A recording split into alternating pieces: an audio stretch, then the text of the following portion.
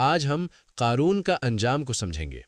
ہم جو بھی بات کریں گے وہ سیدھے قرآن کی روشنی میں ہوگی تاکہ ہماری نیت اور عمل دونوں بدل سکے۔ قرآن مجید کی سورہ القصص میں اللہ تعالیٰ فرماتے ہیں کہ قارون حضرت موسیٰ علیہ السلام کی قوم میں سے تھا، مگر اس نے اپنی ہی قوم پر بغاوت اور ظلم شروع کر دیا۔ اللہ نے اسے اتنے خزانے عطا فرمائے کہ ان کی چابیاں ہی طاقتور آدمیوں کی ایک بڑی جماعت کو بوجھ لگتی تھیں۔ اس کی قوم نے نصیحت کی، اتراؤ مت، اللہ اترانے والوں کو پسند نہیں کرتا۔ اس مال سے آخرت کا گھر تلاش کر، دنیاوی حصہ بھی مت بھول۔ جیسا اللہ نے تجھ پر احسان کیا تو بھی لوگوں پر خیرات کر۔ زمین میں فساد نہ پھیلا، اللہ فساد کرنے والوں کو پسند نہیں کرتا۔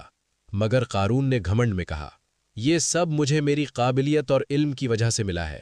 اس نے نہیں سوچا کہ اللہ نے اس سے پہلے کتنی قومیں ہلاک کیں جو اس سے زیادہ طاقتور اور امیر تھیں۔ پھر ایک دن قارون اپنی پوری شان و شوکت میں نکلا۔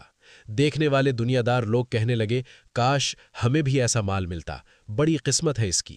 لیکن جن کے پاس علم تھا انہوں نے کہا، افسوس، اللہ کا عذاب اور اس کا ثواب ایمان والوں کے لیے کہیں بہتر ہے۔ تو اللہ نے زمین کو حکم دیا، زمین نے قارون کو اس کے گھر سمیت نگل لیا، کوئی مددگار نہ ملا۔